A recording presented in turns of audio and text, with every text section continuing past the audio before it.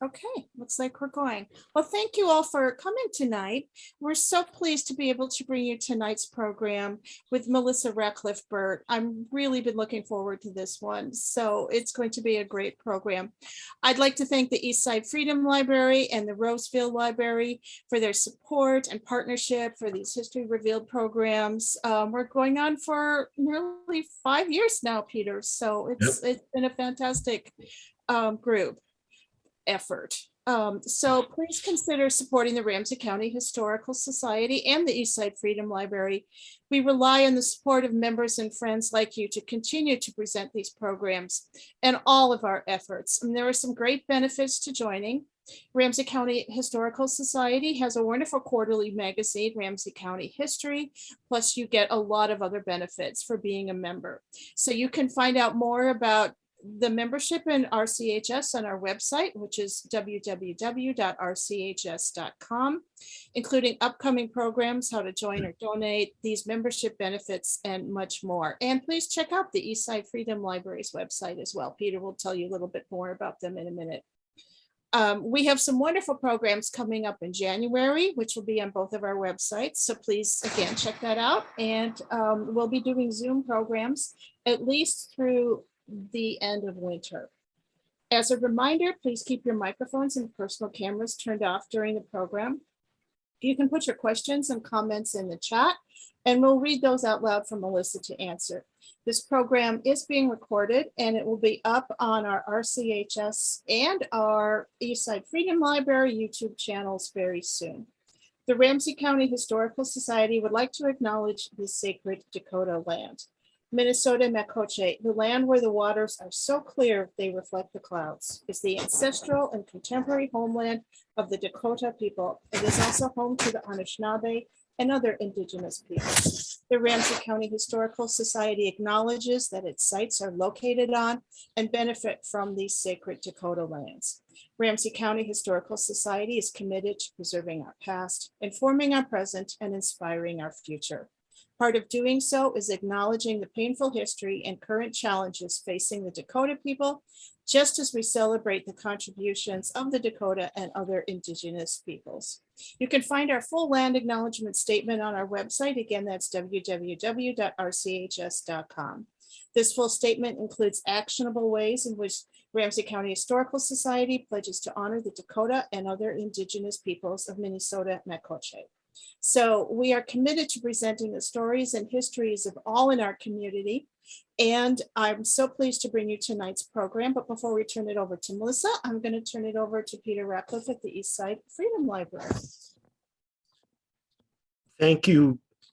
Thank you, Robin. Robin did a great job introducing the Ramsey County Historical Society and the program, but she failed to introduce herself.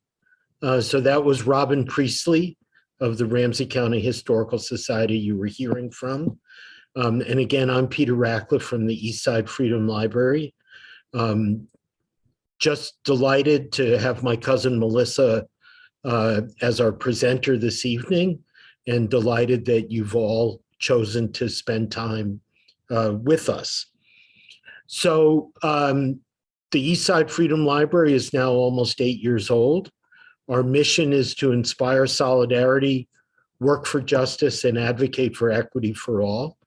I do want to invite you to visit our website, eastsidefreedomlibrary.org. There are some great blogs that student interns and others have been writing about our collections, and particularly about the art that we have at the library. Chris Sanders, who is a student from Macalester College, has just written a magnificent blog about Michael Cummings, an African-American male quilter, and his place within the historical tradition of quilting within the African-American community. So visit our website, hit the link for blog, and take a look at Chris's account of Michael Cummings' work. So I have the wonderful responsibility this evening of introducing my cousin Melissa. Melissa is an associate professor in the Visual Arts Administration program at NYU, where she concentrates on the nonprofit sector. In 2017, she curated Inventing Downtown, artist-run galleries in New York City, 1952 to 65, for the NYU Gray Art Gallery. And she wrote and edited the accompanying book or catalog, which is co-published by Gray and Presto Publishing.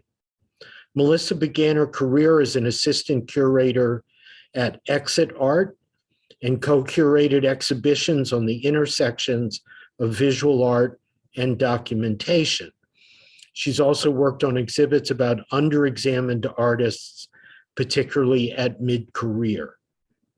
As a program officer for the New York State Council on the Arts from 1999 to 2007, Melissa was an advocate in supporting contemporary art projects done in collaboration with local communities.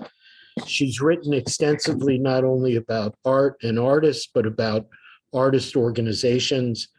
I would say that in each of our separate but overlapping spheres, we're advocates for workers' control.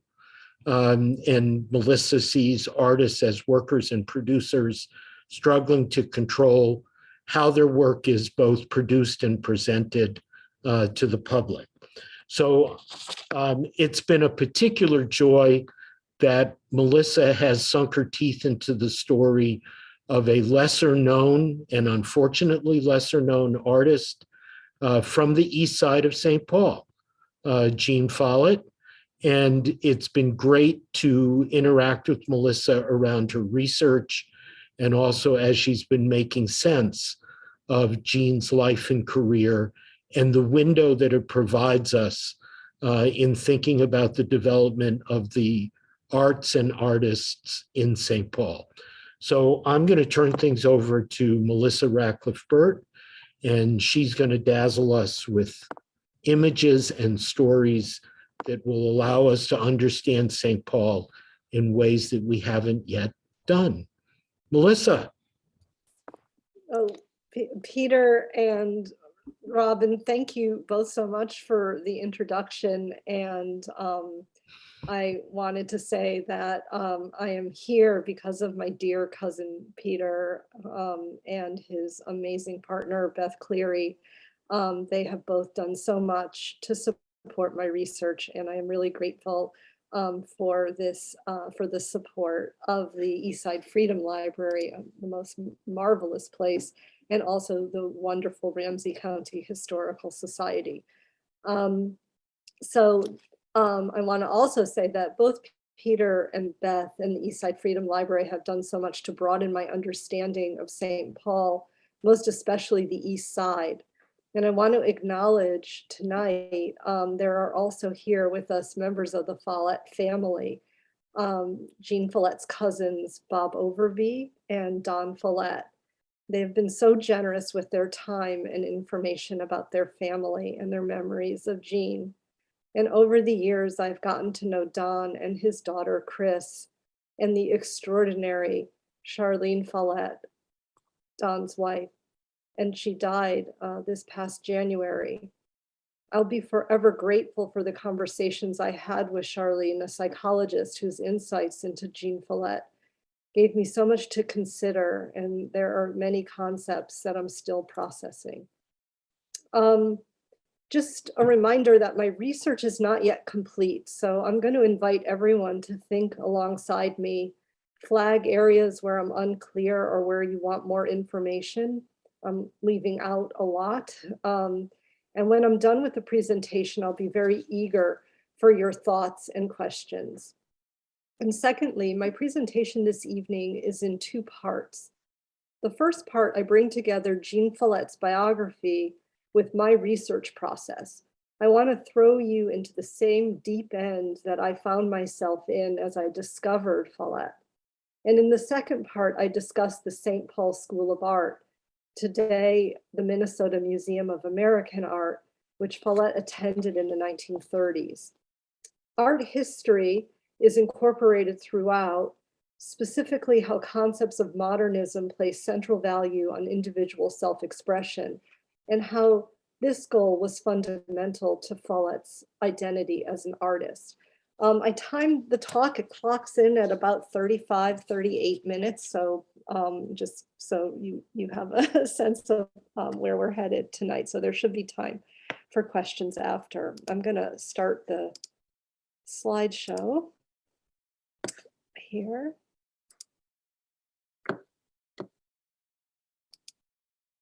Okay. This is an image of Jean Follett in the gallery, the Hansa Gallery, where she would show her, where she showed her work in the 1950s. I first learned about Jean Follett when I was researching the short-lived New York City-based gallery called the Hansa. It was begun by 12 artists in 1952, Follett among them, and it lasted through 1959. The Hansa was notable for showing artists who are independent from trends. During the decade, American artists popularized abstraction or non-figurative painting and sculpture.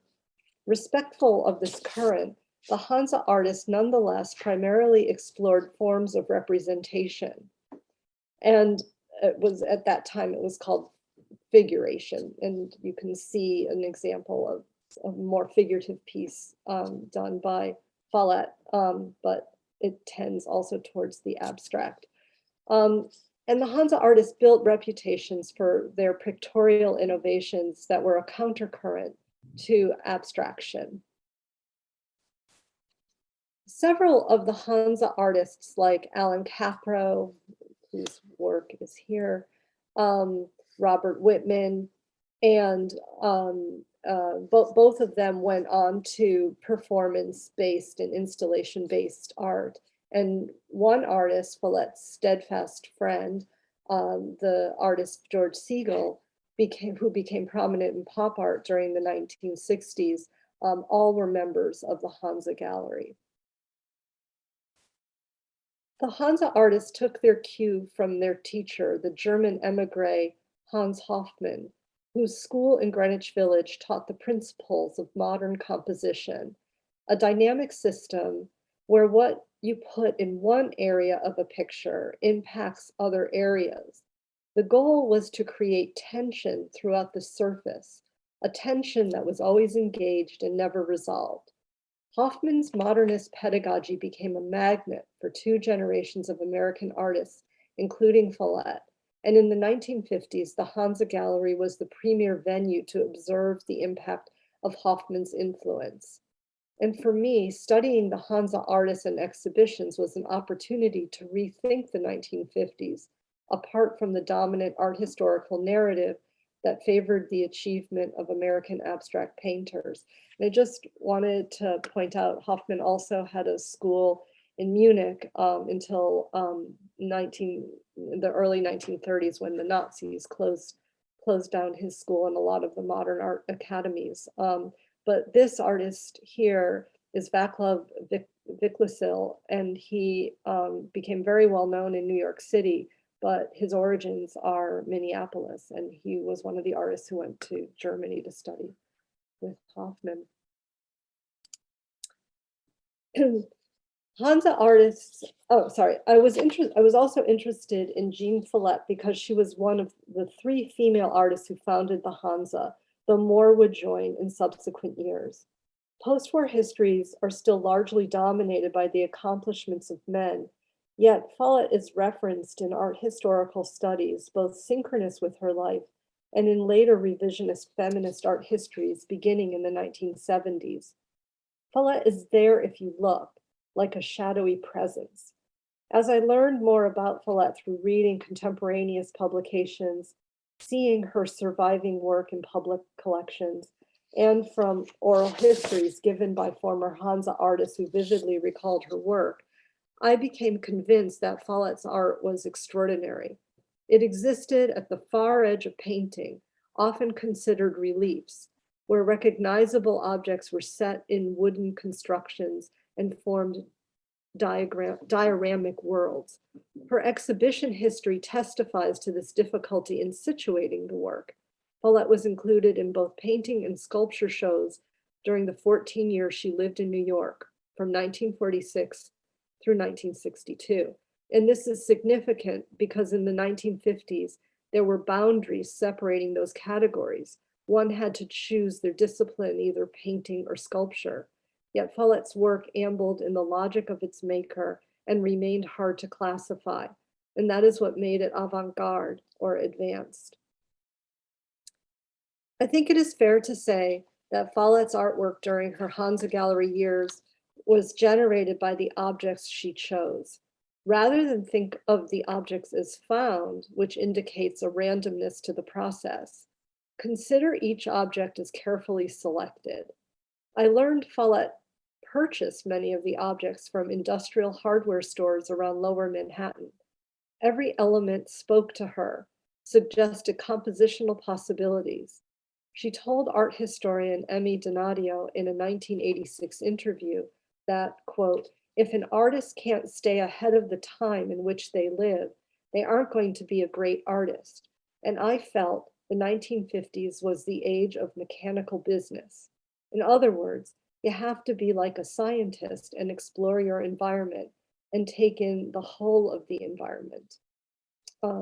And you'll see this particular work, which is owned by the Museum of Modern Art, several times. I think you saw it in the invitation before, upside down, just because of the way the invitation, well, I spread it out. It's supposed to be folded. And also this lonely piece, but made completely out of found materials and in a kind of painted background. The whereabouts are unknown, and I don't have a color view of it, but you can see the different ways that she's using these found objects, in this case with many-headed creature, in a really playful way, and these textured backgrounds, these bits of wood, these are also bits of different copper tubing of some type, but here we have a much starker use of the materials that she's finding.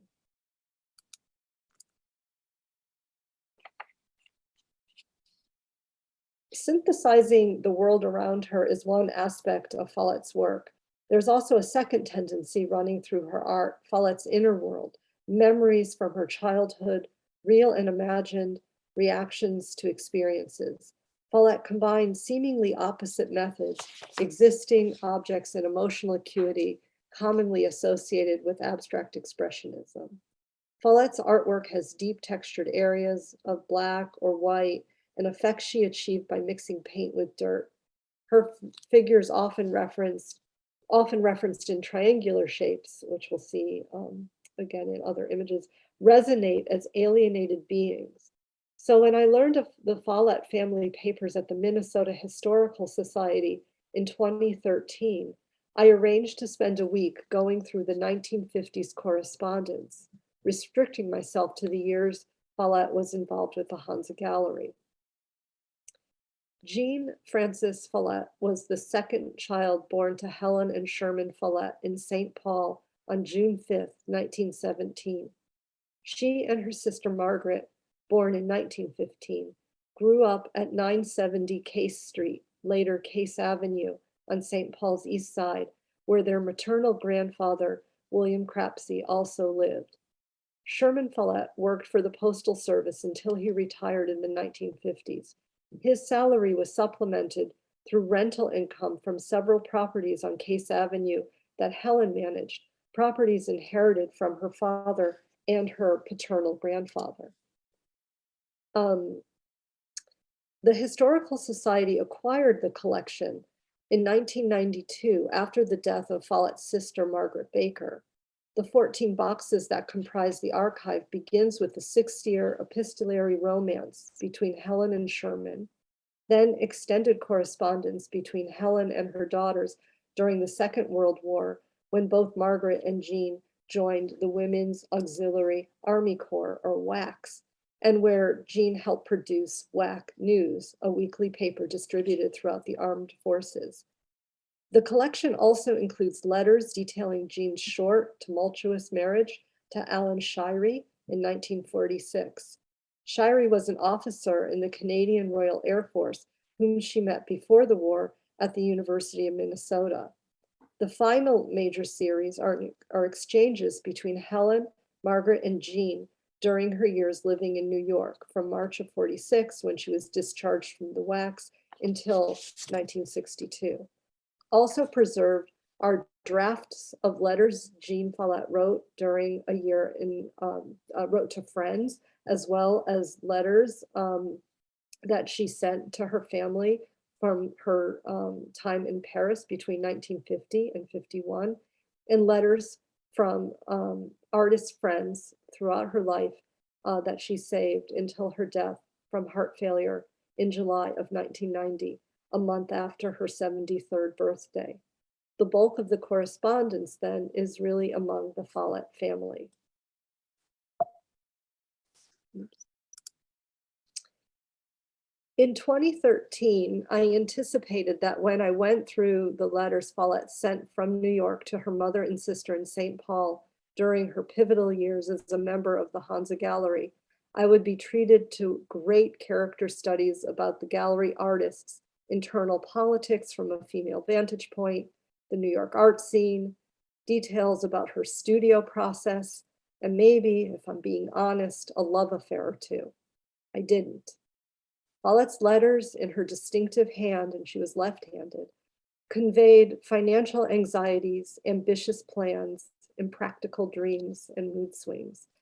And you can see there's a whole bunch of letters where she's always figuring out her monthly expenses and sending that to her family. And if she feels that she's really down to her last dollar, she's, seeing if her mother couldn't just send her $10 or a couple of dollars through the mail. So that's a real major theme. And it's really quite poignant when you start to read through her calculations. And then here's a happier letter where she's talking about reaction she's getting to her 1953 exhibition at the Hansa. Today the Times has called me accomplished, and here's what it says. And she rewrites the review for her mom. In 1949, the name Richard appears for the first time. The sculptor Richard Stankiewicz, with whom Follett would share a studio at 55 Bond Street from 1951 until 1957. Their studio, and you can see Richard drew it, and Jean, this is her writing, she put in where her easel was, and this is Richard's area of the studio, and they have a kitchen area and some living quarters in the building. It was a former storage space that they got. Anyway, sorry. Their studio on Bond Street was adjacent to the infamous Bowery, a rundown area, not anymore, but then a rundown area for cheap bars that were open all night. Stankiewicz was essential to Follett's career during the 1950s as a companion and studio partner. They shared a sensibility about incorporating existing materials. However, Stankiewicz's work of this era was far more playful than Follett's. Stankiewicz, like Follett, joined the Hansa, where his exhibitions garnered critical enthusiasm. He was one of the few artists whose work would regularly sell. Follett had 4 solo exhibitions at the Hansa, which also received attention, but her reviews were more mixed in comparison to Stankiewicz. Follett also insisted that the price of her work match his, and this led to comments about her price inflation, Follett's unrealistic expectations, a persistent theme in oral testimonies, especially because her work did not sell. In 1958, Stankiewicz joined a commercial gallery where his career advanced further with support from dealers, museum curators, and collectors. In the spring of 1959, Follett and Stankiewicz ended their relationship, and in May, the Hansa artist decided to close the gallery. Follett was invited to show with Leo Castelli, then a very new gallery, located in the dealer's home on the Upper East Side of Manhattan. She participated in one group show in the fall of 1959, but left Castelli for the newly formed Green Gallery on 57th Street, the center of New York's gallery system. After the first season, the Green Gallery switched focus to emerging pop artists and new geometric sculpture or minimal art. Follett's work didn't fit the new direction, and she was phased out of the exhibition program despite the gallery director's affinity for her work. In 1965, the Green Gallery closed, ending Follett's commercial gallery career.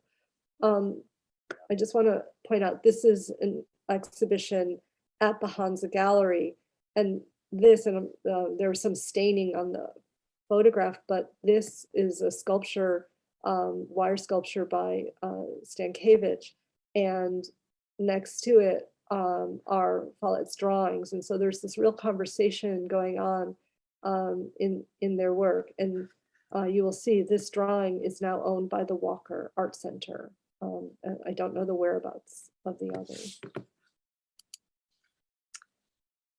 I finished my book and exhibition project on the Hansa and a dozen other artist-run galleries in 2017, titled Inventing Downtown, and as best I could, including Follett's perspective about the Hansa, and importantly, reintroduce some of her artwork.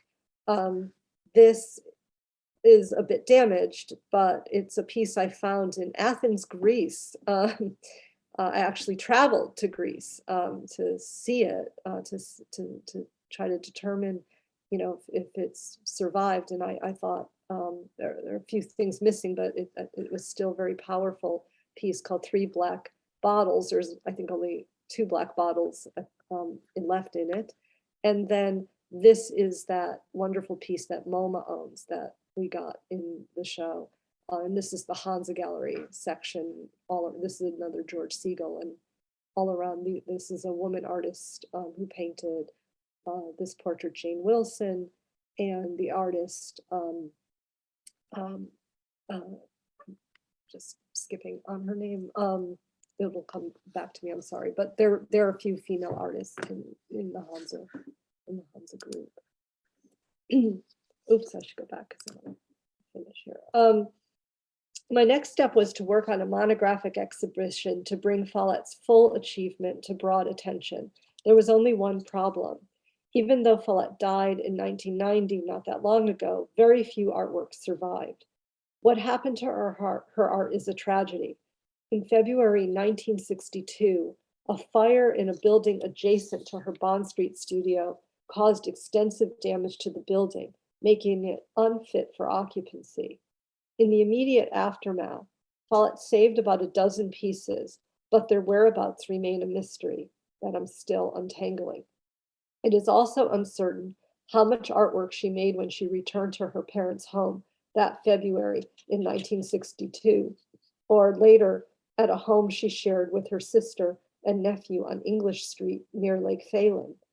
Follett always intended to return to New York permanently, and I suspect that is why she never had an active studio practice in St. Paul. In 1972, Follett rented an apartment in the newly established West Beth Artist Subsidized Housing Complex in Greenwich Village, but after a short stay, Follett let the unit languish, relinquishing it in 1973. After that experience, she never lived or worked in New York again. A partial photographic record of Follett's artwork is preserved thanks to the Twin Cities-focused art collection by my heroes Charlie Gallup and Matt Murphy. I also located a different set of documentary photographs in an archival collection at the Museum of Modern Art. In other words, fragments of Follett's achievement exist and can be dated, but not enough actual work nor documentation from the totality of her output survives, making a monographic study unfeasible. It bears reminding that Follett lived in an era when it was nearly impossible for women to have a career as an avant-garde artist, making the loss especially tragic. Yet I still believe Follett deserved greater attention, but I had to shift the framework away from artwork as the center of the project and instead approach Follett as the protagonist in a broader social art history. After 2 study grants from New York University, which brought me to St. Paul several times in 2018 and 2019, I determined the way to tell the story was through an examination of American modernism. What was American modernism? And that was, this is really hard to answer, so I'm still working on this. It was not any single style. The term is rather bloated, encompassing several generations of artists, architects, and designers. There's a variety of approaches and principles, but common to all is an abiding commitment to individual self-expression. And because of this, modern art incorporates both representational and abstracted approaches. Early 20th century literature, such as the examples here by Catherine Dreier and Sheldon Chaney, stress making is in part having the artist make their spirit visible. And this idea of art as having a spirit is a concept that was popularized by Vasily Kandinsky in his 1911 book, The Spiritual in Art. And this is a Kandinsky book design cover. Now, modernist histories and theories also shifted how art was taught. Ambitious new schools were founded in Europe, most famously the Bauhaus in Germany, and in the United States, Black Mountain College in North Carolina, where one of the Bauhaus artists, Joseph Albers, when he got out of Germany, founded the art department there. The curriculum emphasized compositional principles and personal expression over the adherence to notions of beauty. Beauty was recast as decorative, and I think you can tell from the streamlined buildings here that there's not a lot of adornment. Everything is pretty geometric and graphic, and a real economy of means with the materials. Now, modern art pedagogy was alive in the Twin Cities, and it was fostered in 2 art schools. The Minneapolis Society of Fine Arts, later the Minneapolis School of Art, which began in 1886. And in St. Paul, its art school began first as an association of women in 1890. And the association transformed around 1903, becoming the St. Paul School of Art, when Minnesota-born and New York-trained artist designer Elizabeth Bonta was hired to act as principal and also teach. There was a cordial relationship between both schools. However, they differed in pedagogy. Where the Minneapolis Art School would formalize into a degree-granting college, today the Minneapolis College of Art and Design, the St. Paul School of Art followed the academy model, borrowed from Paris, and did not offer degrees. Students remained until they acquired the direction needed to work on their own. And this brings us to the second part of the talk, the influence of the St. Paul School of Art, which from 1910 through the spring of 1918 was part of the progressive era civic improvement organization called the St. Paul Institute, which survives today as the Science Museum of Minnesota.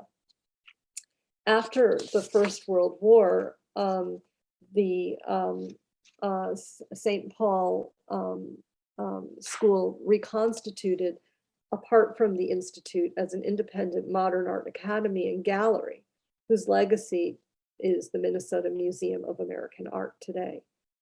Art training and an ambitious exhibition program distinguished the St. Paul School of Art as unabashedly modernist during the Depression, an era best known for federally supported art programs and social realism. The school actually almost closed forever at the onset of America's entry into World War I in April 1917. Enrollment cratered, and the St. Paul Institute, which had saved the school in 1910 by bringing it under its auspices, had to withdraw its support. Former students resolved not to let the art school perish, and they reorganized under the name the Art League, then the Art Students League of St. Paul, and in 1924, reconstituted for a third time as the St. Paul School of Art in a room they rented in the Court Block downtown. In 1927, presumably with an increase in students, the school moved to a larger space on the third floor of the Essex Building at 23 East 6th Street, with wealthy patrons serving on a board of overseers, including Mrs. C.R. Noyes, wife of the wholesale drug firm whose first name I've not yet located, and Arlene Griggs. They hired the celebrated painter Dewey Albinson as director. And Albinson, whose work you see here, had just returned to St. Paul after a year in Paris, where he studied Cubist compositional theories at a school begun by the artist André Lhote. And Albison's subjects at the time incorporated scenic views from northern Minnesota. And if you attended the talk on Hazel Belvo, you also saw a lot of Albinson's work from northern Minnesota, just beautiful scenes of nature. The course brochure under Albinson, and here's the course brochure when he was the director, proclaimed, "No city is complete which does not provide for its citizens some place where they can go to enjoy works of art and painting and sculpture." The school's board formed a committee, all women, who began an exhibition program. In addition to organizing exhibits of student and faculty artwork, they also organized exhibitions of renowned modern artists in America and Europe. Partnering with the Central Public Library, which had a gallery space on the fourth floor, and collaborating with commercial galleries in Chicago and New York, the committee organized several exhibitions a year. In this way, the brochure noted, the students and public will not only be able to see some of the best work of contemporaneous artists of America and Europe, but they will also have the opportunity of becoming familiar with the art of the past. And a key partner in the exhibition program was the librarian and later library director, Perry Jones, who also joined the school board in 1931. And I'm working now with the library. They're helping me remotely to try to uncover more of the collaboration between the school and library. I'd like to give a snapshot of the exhibition program during the school's first decade as an independent academy. In 1928, the school was the first in Minnesota to exhibit artists Matisse, Duran, and other Fauvists, and also the first to present Cubist works by Picasso and Braque. The following year, a retrospective exhibit of Modigliani on the 10-year anniversary of his death came to the school from Chicago, and it was called The School's Glory by St. Paul's art critic James Gray. He advised readers it was, quote, an extraordinary privilege to have so intimate a glimpse of the artwork of an artist whose contribution to modernism has been so tremendous. During the Depression, gallery staff and board worked with gallerist Catherine Koo, later the director of the Art Institute of Chicago's museum, on a Corbusier painting exhibition.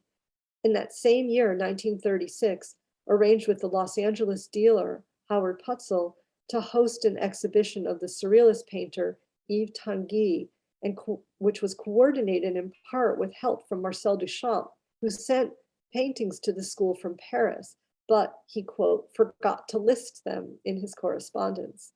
They also worked with Joseph Albers at Black Mountain College in 1937 and 38 on an exhibition of his paintings touring the Midwest. And the exhibition committee also partnered with the Museum of Modern Art in its touring programs, notably working with Iris Berry, MoMA's very first film curator, to start a film society in St. Paul in 1937, which focused on innovations in early cinema. Follett, an avid moviegoer, participated in the school's film society. Students could attend for free, and told Emmy Donadio that they were really important for her development. The lively exhibition program made the school influential beyond St. Paul because it cultivated local relationships and formed partnerships with dealers and museums across the country. And you can also see, here's an example of a gallery show where they created a checklist of a number European artists modern artists that they're showing. And here is a show that they brought in of Hans Hofmann's work in 1931. We'll hear a little bit more about Hofmann again. The St. Paul School of Art, along with the Minneapolis Institute of Arts, participated in a national network of organizations and galleries supportive of modern art, a network that New York's Museum of Modern Art, which was founded in 1929, would formalize through its touring programs. The Modern Art Network during the Depression has not garnered nearly as much attention as the federally sponsored national arts programs. Art during the Depression is still discussed in terms of regionalism, or geographic regions from which federal programs were instigated, a system that privileged New York as independent from any region whatsoever, and also which received the most money.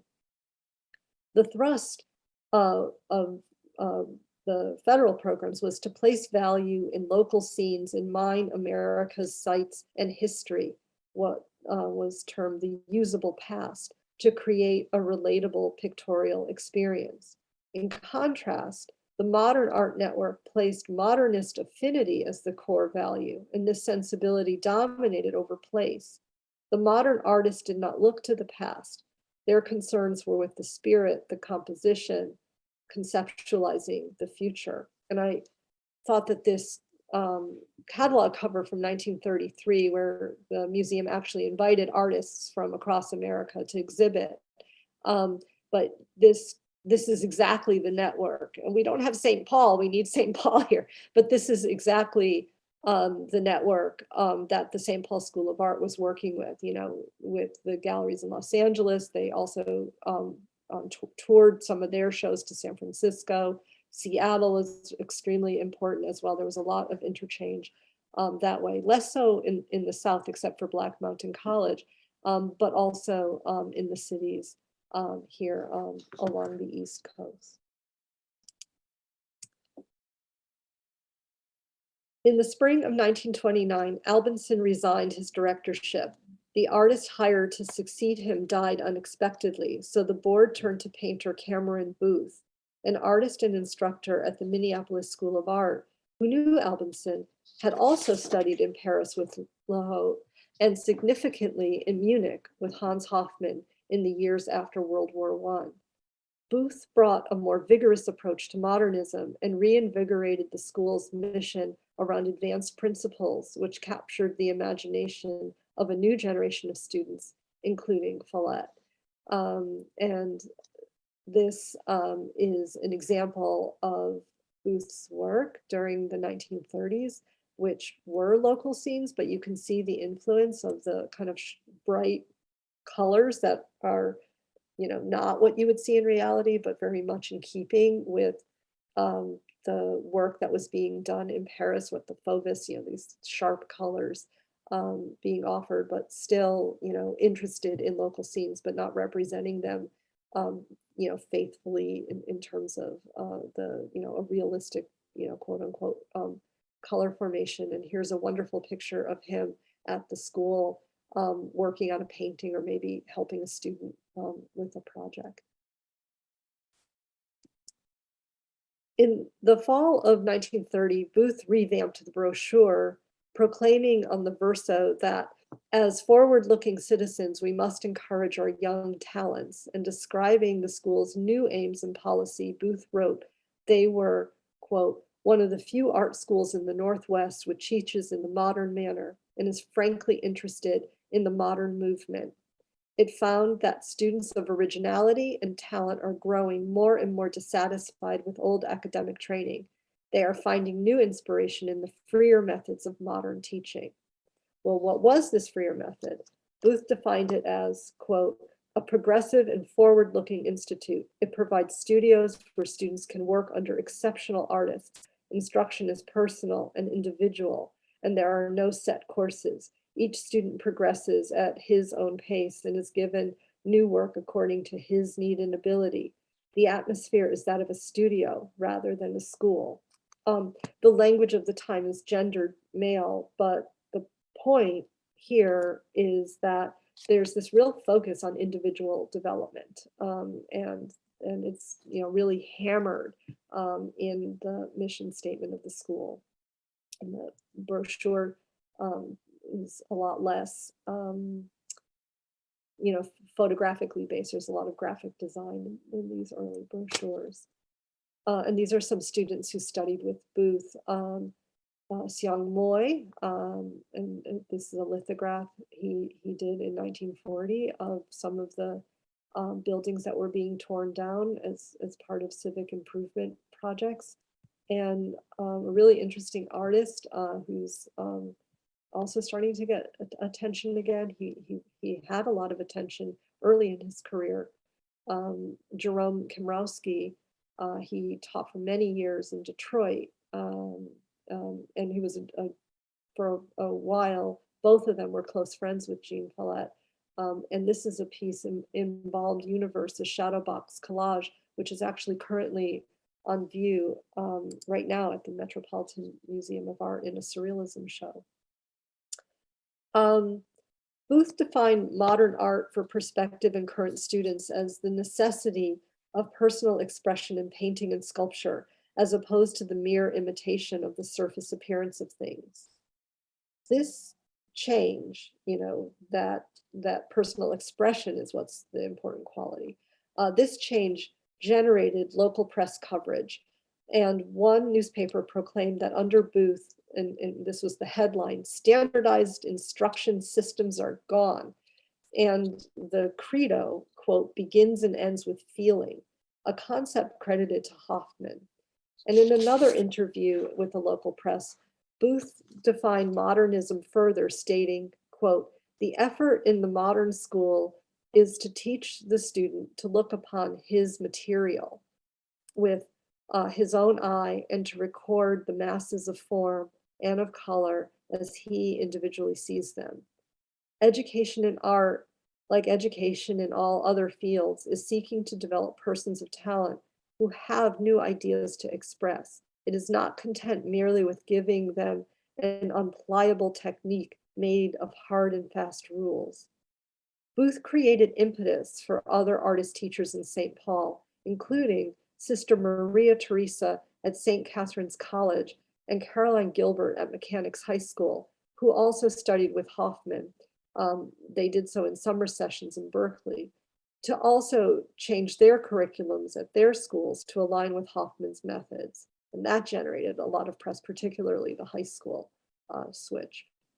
In May of 1930, Booth arranged for Hoffman, who was on his way to teach his first American summer session in Berkeley, to speak at the St. Paul School of Art. Later that fall, Hoffman told a reporter for the National Art Digest that in addition to Berkeley, the little-known St. Paul School of Art, together with the University of Minnesota, where Booth also taught, constitutes one of the two cultural centers in the United States. Significantly, Hoffman left out New York.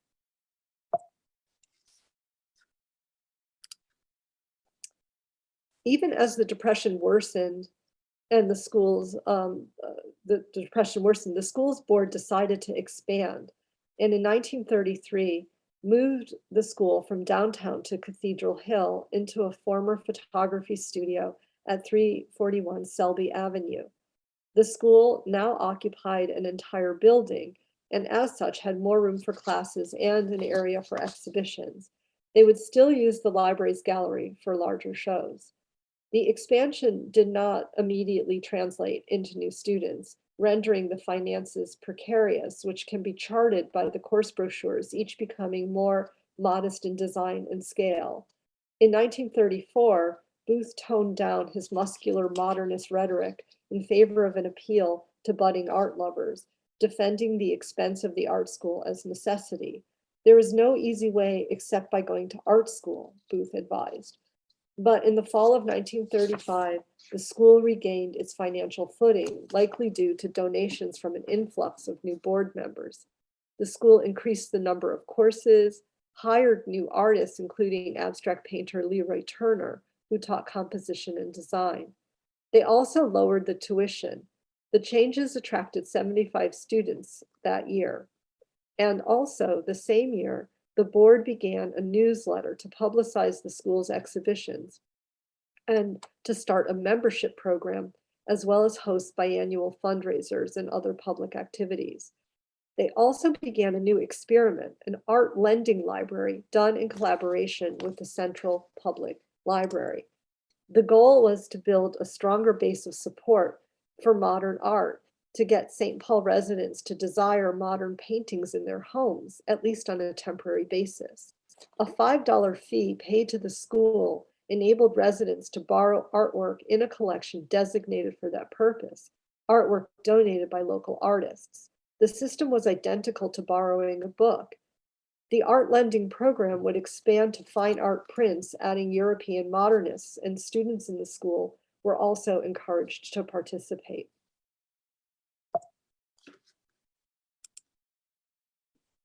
In May of 1936, Follett was notified that she was selected for one of the school's few scholarships, and she began full-time that fall. Significantly, Follett's art training coincided with a major exhibition and book written by Alfred Barr, the director of the Museum of Modern Art, titled Cubism and Abstract Art. The exhibition traveled to the Minneapolis Institute of Art in December of 1936, and both the exhibit and catalog were assigned to all students. Historically, the impact of Cubism and abstract art was tremendous. Barr's project shifted modernism's center of gravity, so to speak, away from post-impressionism, replacing artist Paul Cézanne as the central genius from which all modern art derived, with Pablo Picasso at the center. Cubism, not impressionism, as the title suggests, was modern art's significant breakthrough. Follett's diary mentions chapters she read from the book, and the surviving sketchbook from Follett's first year includes a notation that, quote, "The meeting between representation and abstract means the most to Mr. Booth." And you might say that this meeting of representation and abstract is also, the very heart of Cubism. And we're looking at the green still life of Picasso, an artwork that was in that show that traveled and is owned by the Museum of Modern Art. It is something that we can see that Follett, and we don't know the date of this, but I believe it was done when she was in art school, is also taking some of the dots that she notices Picasso incorporating in his still life, and incorporating some of that, into her gouache work on paper. The other thing I will say is that throughout Follett's life, because I've been to other archives of her artist friends, people she would have corresponded with, to sort of read what she wrote to her friends, not just her family, but her friends. And she often is purchasing, the Museum of Modern Art, produced this artwork as a note card, and Follett throughout the 70s and 80s is using this card.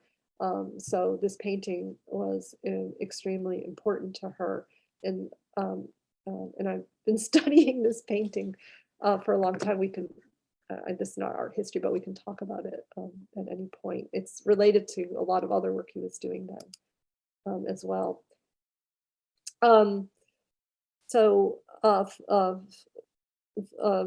Mining this single surviving notebook from 1936 that's in the collection of Charlie Gallup and Matt Murphy, it yields assignments that she would not note down, presented as compositional problems, such as this one on the left. She writes, mostly gray, each large area of gray different in value and color, some vertical, some horizontal, some diagonal, large or intermediate, brighter colors of gray for small areas. Few are very dark. Last thing to consider will be texture. It was for the student to work out from such instructions how all the requirements would come together to form a compelling picture. And this was also in her sketchbook. And I wonder if she's at this point starting to also kind of simplify what she's seeing. This could be a nature scene, but piles of wood, and later she's going to be using wood, not canvas, as her main material for her artwork. And these are amazing photographs that are in the collection of the Minnesota Museum of American Art, and they so kindly let me visit right before COVID in February of 2019, and let me just go through what survives from these years. And it was like a miracle. We found a whole series of photographs, probably around the time the school moved to Summit Avenue, and photograph students working for promotional purposes. And Follett was right there. And this is Jean Follett here working on a drawing. And here she is again, the only woman in her beautiful white shirt, really standing out in this beautiful photograph. So Follett relished these challenges from Booth and especially Leroy Turner. She gave an account of Turner to Emmy Donadio. Turner had asked students to study what happens after placing 2 or 3 dots on a page, how even a few marks created a composition.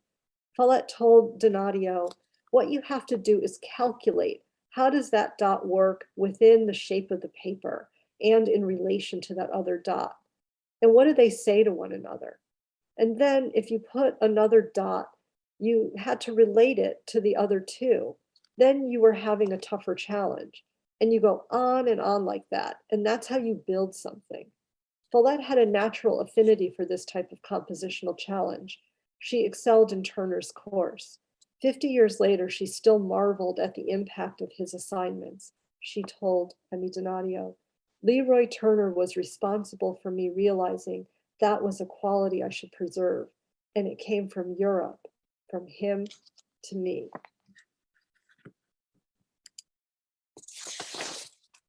By way of closing, I will end with the spring of 1946 and through 48, you'll see, when Follett and Booth are both in New York.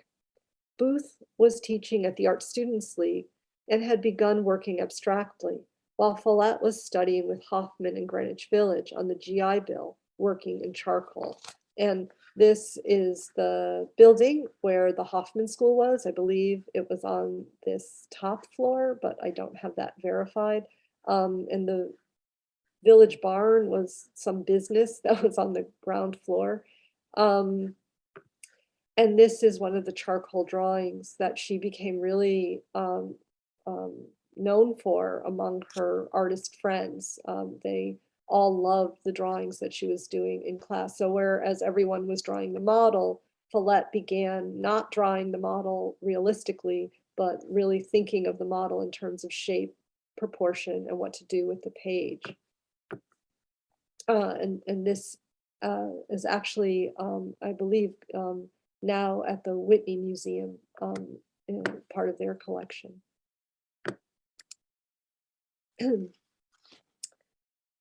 In charcoal, in this medium, Follett reconnected with her interest in shape and form and lessons she drew from her avid study of Picasso, whose work she would see frequently at MoMA.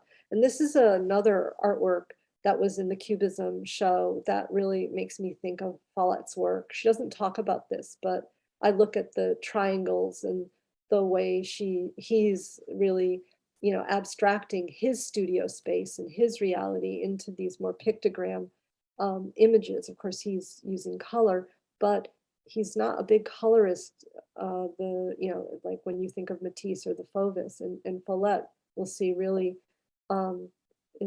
is really working a lot with black and white predominantly, very little color in her work. Follett also visited galleries showing European artists who had fled Europe during the war, many of whom were still in New York and active in surrealism.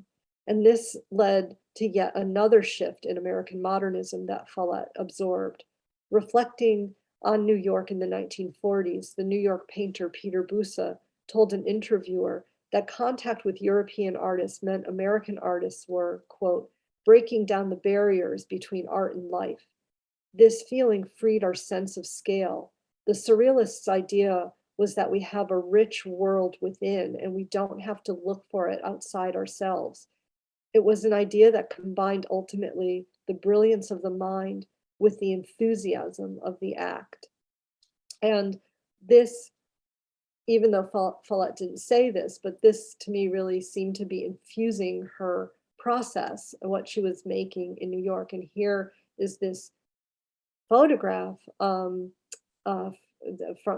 her second studio in New York when she was subletting from the artist couple, Balcom and Gertrude Green.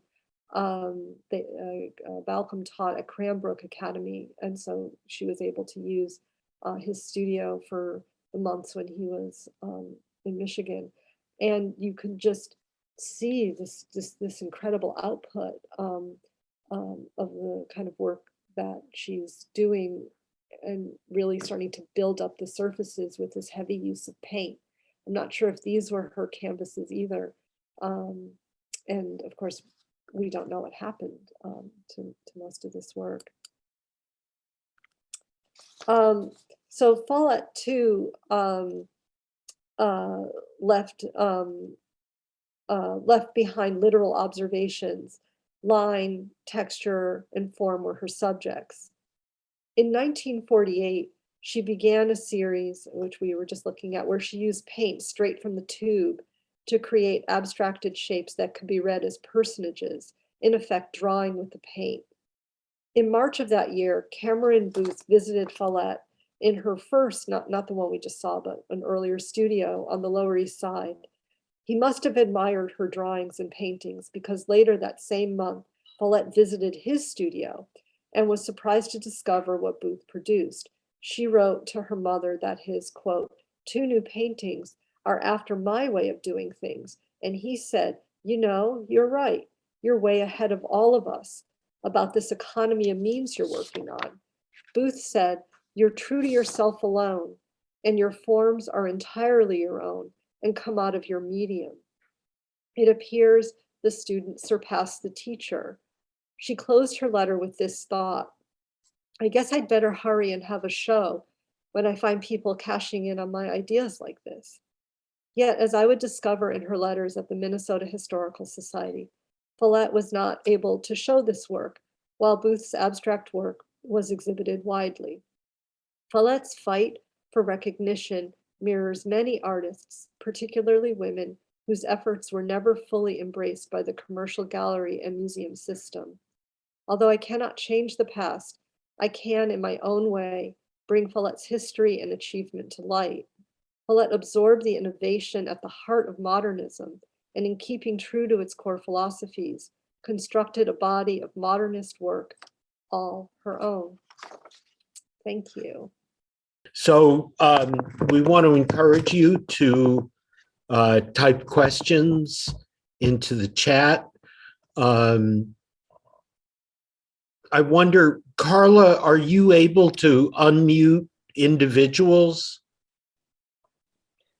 Yes, can do that. I wonder, Robert Overby has typed such interesting comments into the chat, and I would rather that Robert read them if he's willing to, rather than have me read them.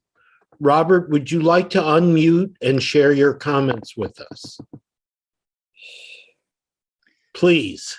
Oh, I believe the first comment was that I met Jean in the early 1970s. My father and I went over to her house in Margaret on English Street. It was the first and only time I met her.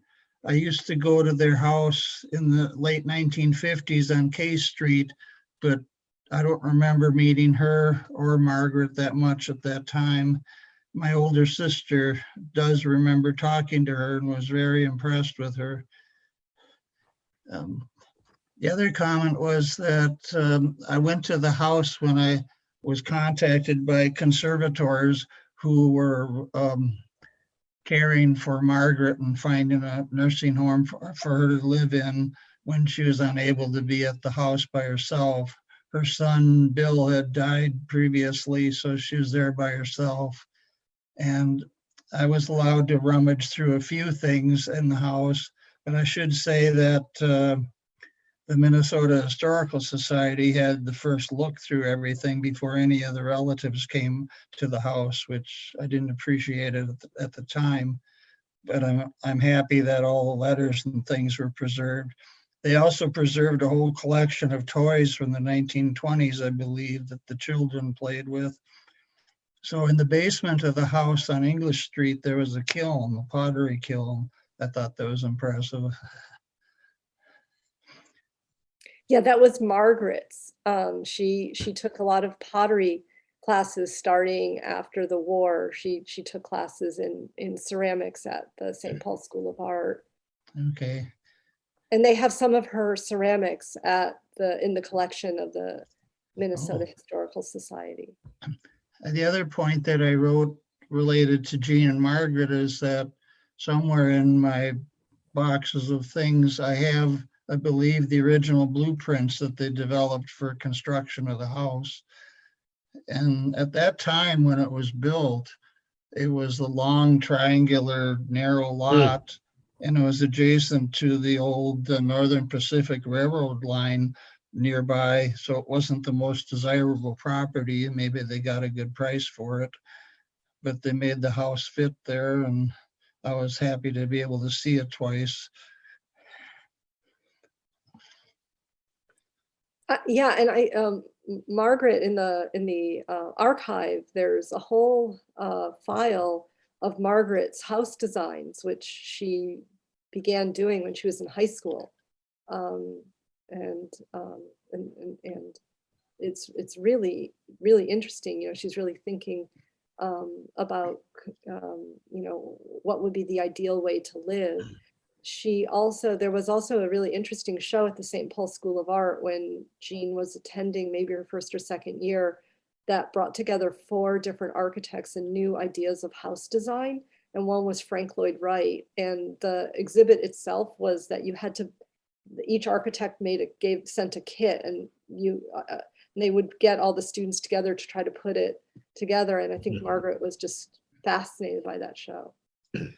I always suspected that some of Frank Lloyd Wright's design elements are part of the house, but I'm not an expert in that, so I don't know. And the other surprising thing is I knew nothing about Margaret's drawing abilities with blueprints, because all I knew is her whole career was working at the Minnesota Department of Revenue. So the house is still standing, right, Melissa? Yes, we do these drive-bys. Yes. And remind us what number on English? 15. Oh dear. Wait. It's about halfway between Maryland and Larpenteur on the east side of the street. It's a distinctive architecture. You can't miss it. Yeah, it has that lovely balcony. Yeah. Yeah, I'll see if I can find it. The other fun thing, if I could quickly mention, when I used to go to Jean's house and visit her parents, the impressive thing for me was out in the yard. Her father, Sherman, had built walls with fieldstone, and he built a bird bath, he built the fireplace, he built benches. The whole yard had these things throughout, and I always wanted to learn how to do that. And I've done some cement work, but I'm no professional. Yeah, I snuck my camera, Bob, and took some pictures. I'll email them to you of what survives in those properties from what Sherman made. Is Don Follett registered? Don has raised his hand.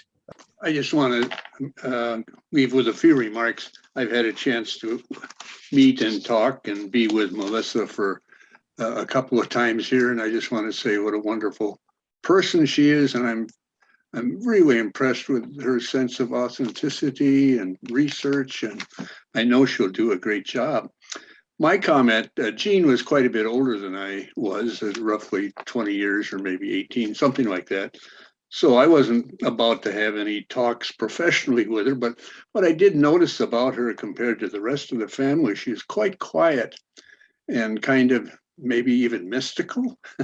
That might be too heavy a word, but very much unlike Margaret. I'm sure Bob would agree. Margaret was quite abrupt, quite organized, quite, what should I say? Did I say that? Abrupt?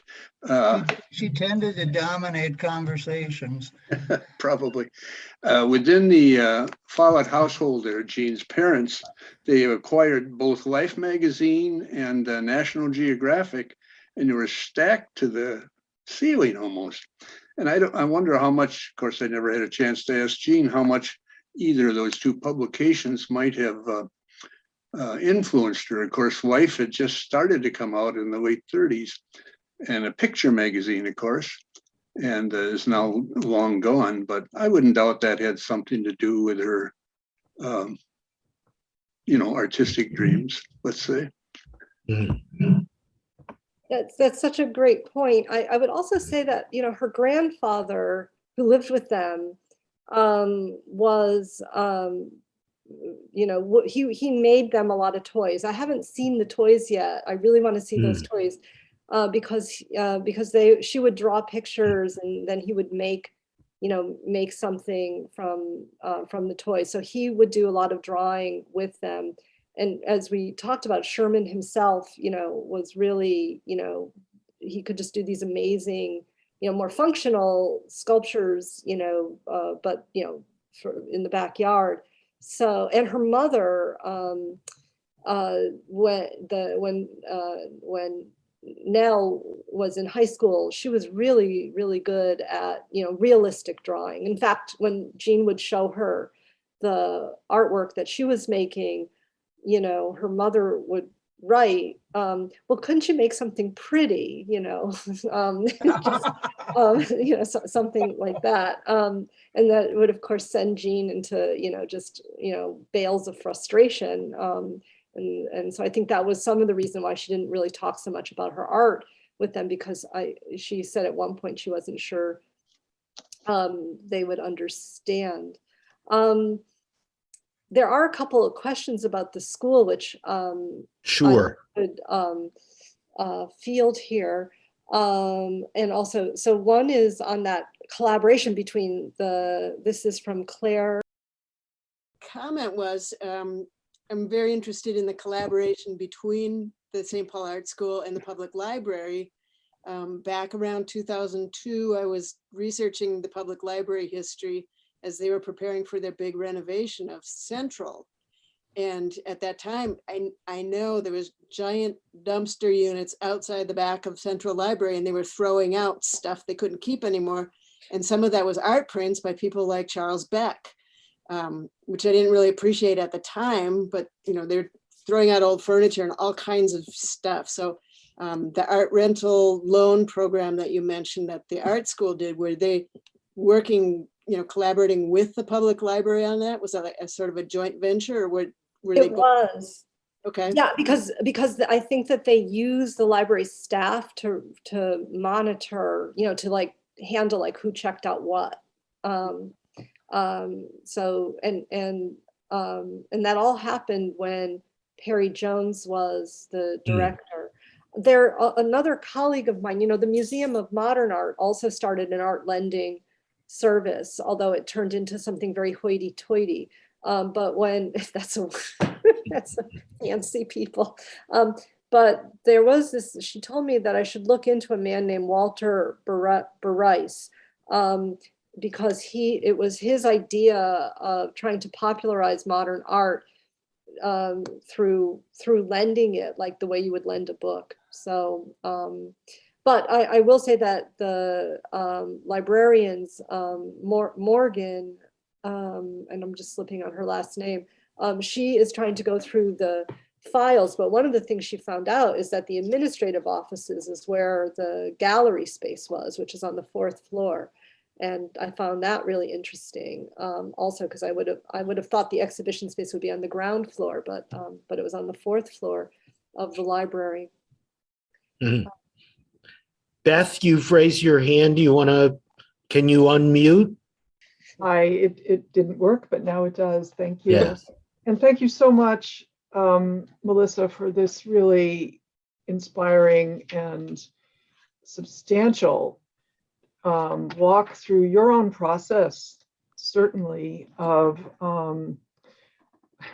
of what happens in research when you hope that you're going to uncover a trove of lost artworks and a life story and all sorts of things that the world is not even knowing we need. And yet you can't, it turns out. And so to broaden and shift how to talk about Jean without giving up on her, because she didn't produce for you, she or the world, these material objects that would allow you to tell, a delightful story, is such a tribute to your, I will say, among other things, feminist sensibility. Like, oh, of course, her difficult, large, and what do you do with these things, pieces are lost to the world potentially. So, I mean, it's such a service that she's actually staying as part of a bigger story. And I guess where I'm getting with this preamble is my interest in, and they're so tantalizing, the images you have shown of the work that retains, and some of the work that we were able to glimpse there from the 50s. And it strikes me that the 1950s is such a vexed and wonderful and vexed time to speak to the world through materials. I mean, you mentioned, did she say this, that she thought of the 50s as a kind of industrial decade or mechanical? Either of those words maybe, or another one.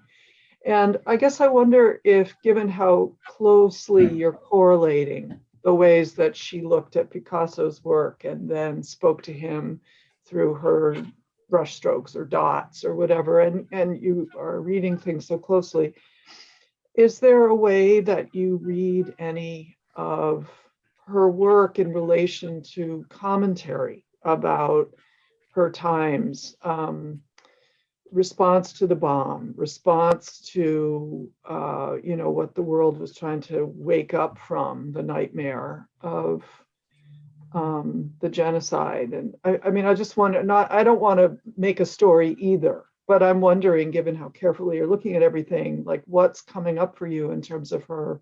This whole section of the talk I had to take out. That was kind of going a little bit into that area, Beth. It's so interesting. So the other thing about Jean, her mother and sister, less so Sherman, I'm not sure he participated, is that they joined the Unity Church, the Unitarian Church in St. Paul, and they the ideals, the progressive, liberal, humanist ideals ran very deep with Follett, and she read the news, she listened to the news, she was just avidly paying attention. And so there are points in her letters where she's agonizing about the kind of conservative turn under Eisenhower, how some of her artist friends are Republicans and she doesn't really feel comfortable around them anymore because it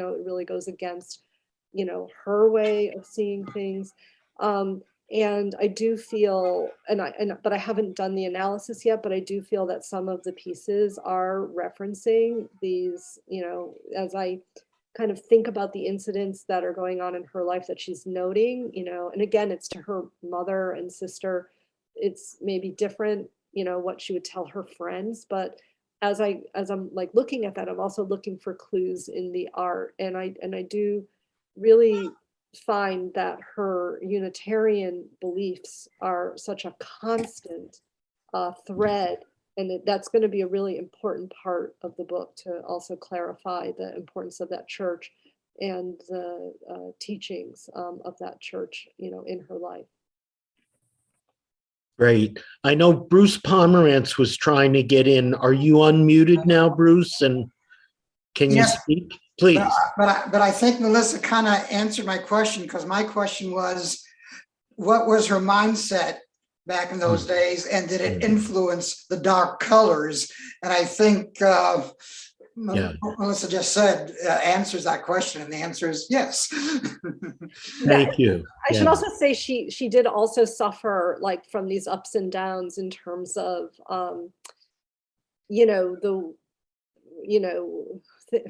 she wanted, there were certain romances. I did find out about certain romances that didn't work out, and these of course cast a shadow over her spirit, and and I think that the split with Richard Stankiewicz was, it came at a terrible time. It really shattered her in a very profound way, because she was really tracking her career comparatively to his at the same time. But anyway, so I think that we can't lay it all on. I mean, there is this personal life, but at the same time, she's very much a participant in and aware of the world around her. I think Bob's. Yeah, Bob, back, please.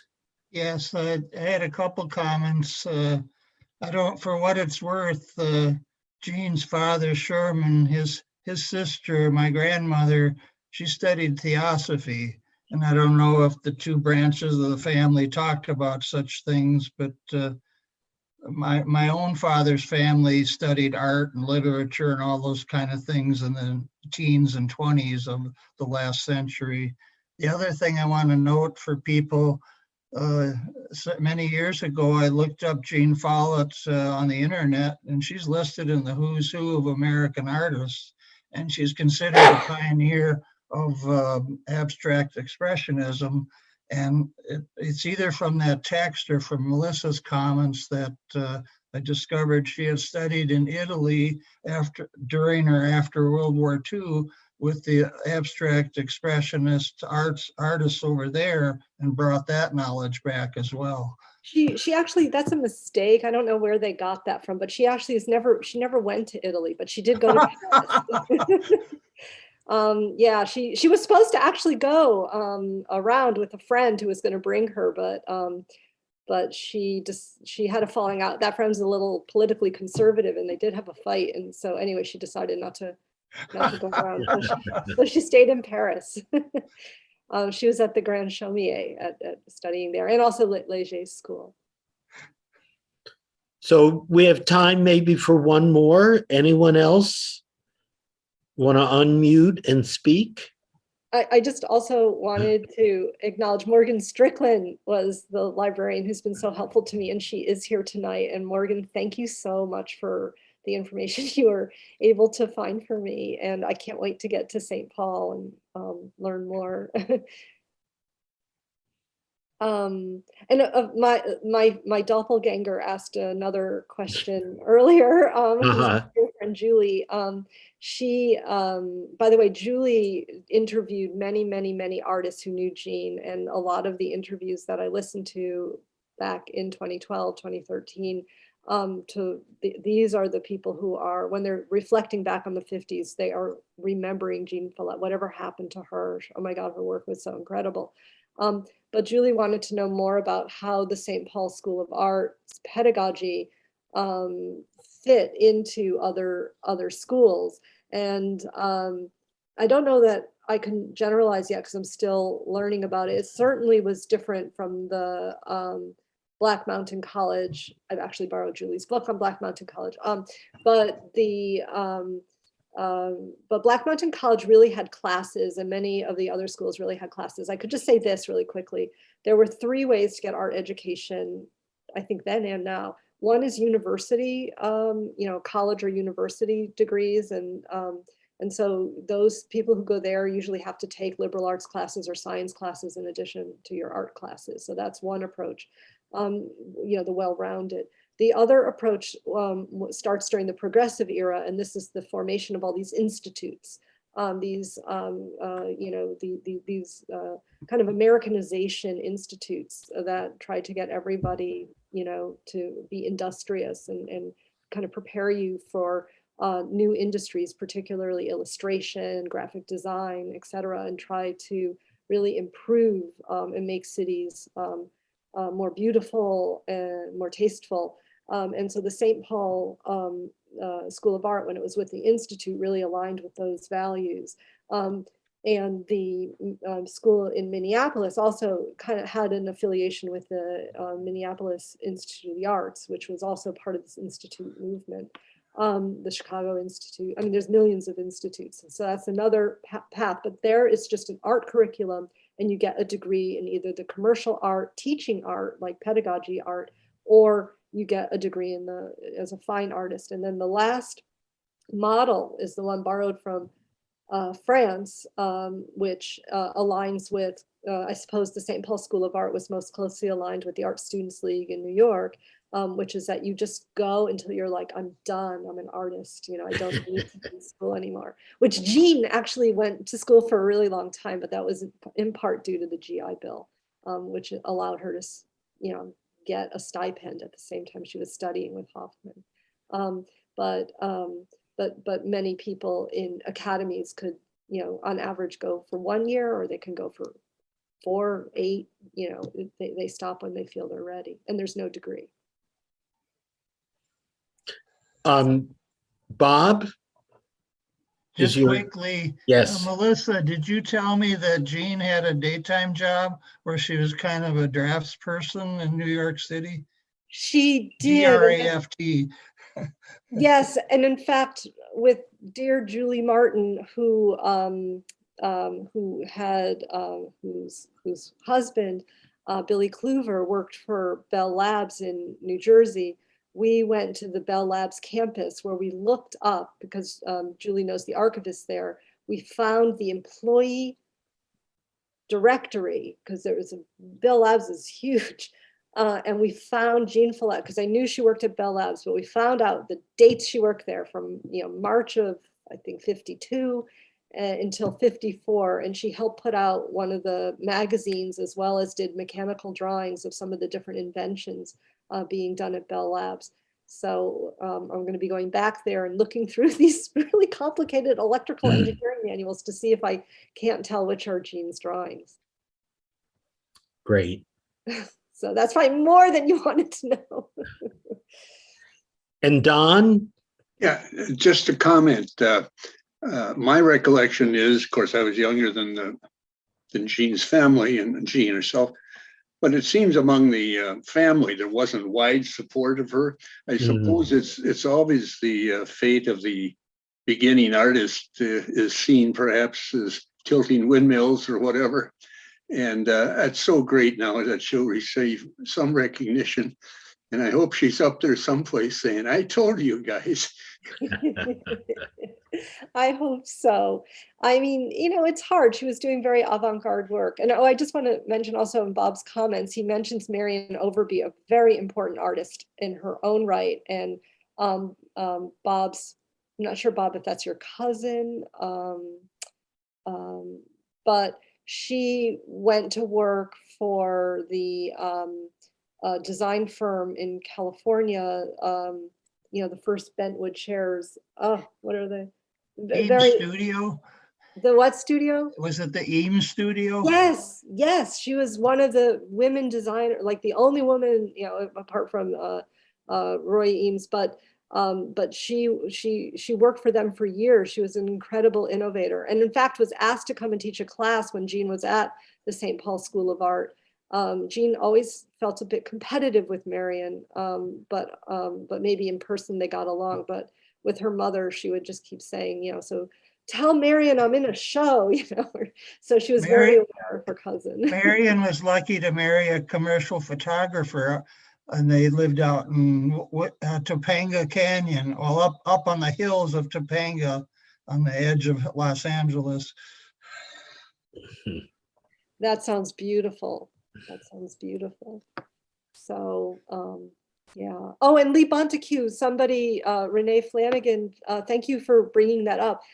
When Jean was the Costellis, Ileana and Leo Costelli were going to do a retrospective exhibition of Jean's work in 1959 when she decided not to stay with them, and she went to the Green Gallery, where a friend of hers was the director of the Green Gallery.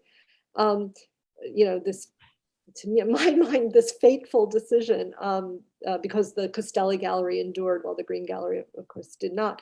But after Jean left, the artist that they brought on to the Costelli Gallery was Lee Bontaku. And in many ways, I mean, as I think of my last chapter, that's an artist I want to look at. And Lee Bontaku's work takes the found object and this idea of a relief and brings it into this very different direction. Less.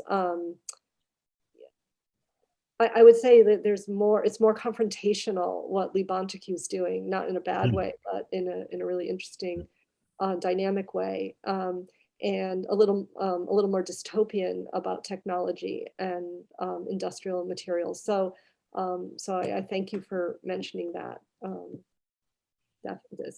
You're absolutely spot on. Well, we've been at it for an hour and a half. It's about time to call Peter, it a night. you this from me. Oh, Melissa, you've given us so much to think about, and there's so much recognition that hopefully Jean is going to get in the years ahead. Thank you, and thank you all for coming. Please do follow the Ramsey County Historical Society, the Eastside Freedom Library. Look at our websites. There will be more History Revealed programs in January and throughout 2022. And stay well and stay in touch. Melissa, thank you so much. Thank you, Peter. Thank you, everyone. And thank you also to Bob and to Don for also weighing in with their remembrances. It's so meaningful to me and I think for everyone. Yeah. Yep. Great. You're welcome. And I second, this is Robin from the Ramsey County Historical Society. I second our thanks to Melissa and to all of you for coming. I hope you all have a wonderful holiday season and stay well, and we'll hope to see you at a program soon. And as a reminder, the video of this will be on both of our YouTube channels in a few days. So we'll need to do a little bit of setup and we'll get that uploaded. So again, thank you all so much. And thank you, Melissa, for this wonderful presentation. Thank you.